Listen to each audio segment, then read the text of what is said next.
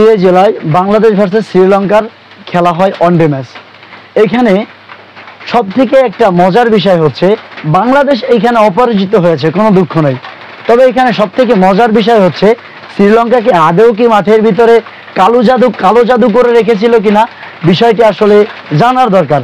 কারণ যেখানে দেখা যায় 100 রান অর্থাৎ 90 রান যখন 101 রান পর্যন্ত 1 উইকেট, এরপরে হঠাৎ করে মাঠের ভিতরে দেখা যায় শ্রীলঙ্কার মাঠের ভিতরে সেখানে সাপ চলে আসছে।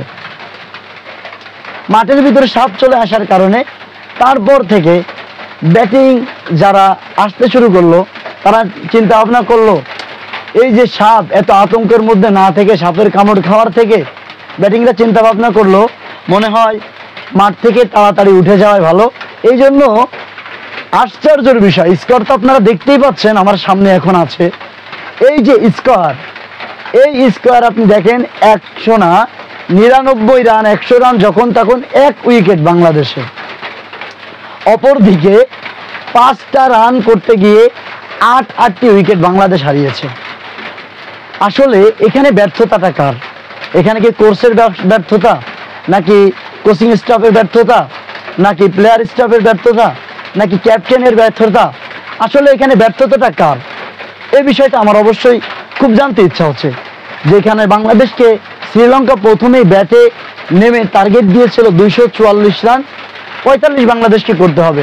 খুবই সাবলীল ব্যাট করতেছিল বাংলাদেশ, যেখানে খুবই জয়ের দ্বার প্রান্তে চলে গিয়েছিল এবং শ্রীলঙ্কা এক প্রকার ম্যাচটা তাদের হাত থেকে ছেড়ে দিয়েছিল। কিন্তু ভাগ্যের কি নির্মম পরিহাস, যে ভাগ্য ঘুরায় দিল, ম্যাচটা শ্রীলঙ্কার দিকে চলে গেল। আর আমি বুঝি না, যে লিটনের ক্যারিয়ার সে শুরু করছে এই 0, 6, 1, 2, 3, 5 এভাবে সে রানগুলো শুরু করছে। শুধু তাই নয়, যারা মিডিল অর্ডারে যারাই কাজ করবে তারাই কি এইভাবে বাংলাদেশকে হতাশার মুখে ফেলবে? বাংলাদেশের কোটি কোটি ক্রিকেট ভক্তকে তারা কি এইভাবে বারবার হতাশার মুখ দেখাবে? এক জাকির আলী ওয়ানিক, সে কতটুকু সাপোর্ট দিবে? তার সঙ্গে তো সাপোর্টারের প্রয়োজন আছে। এজন্য বাংলাদেশের ক্রিকেট খুব খারাপ দিকে যাচ্ছে। ক্রিকেটকে যদি উন্নত করতে হয় তাহলে সকল প্রকার দুর্নীতি ছেড়ে বোর্ডকে নিয়ে আসতে হবে সচ্ছলতা।